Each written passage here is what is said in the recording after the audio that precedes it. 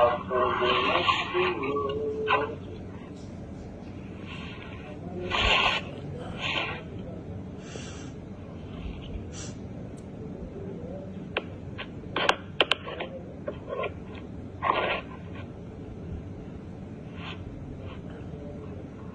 जरा सोच नहीं सकती। मैं ज्यादा नहीं सोच रही यार। मेरा मेरी गल सुन, इतने साफ बैठिया पता लग रहा है कि सामने दो कैमरे साफ क्लियर पता लग रहा।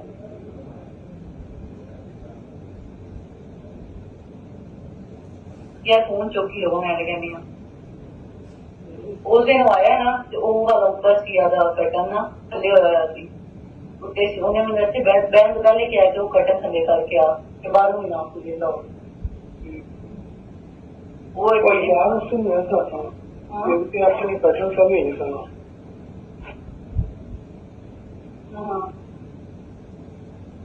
कुछ लैब का फंक्शन चेंज हो रहा है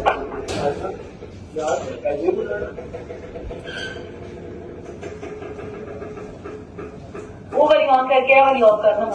वो वाली ऑन करना वाली ऊपर वाली ऑफ कर दे थले लेकिन वो ऑन होती है तो भी हो जाती है खैर ਉਹਦਾ पता नहीं चल रहा है ਹੁਣ नहीं इन्ना नजर आ रहा ਮੈਨੂੰ ਹੁਣ नहीं इन्ना क्लियर नजर आ रहा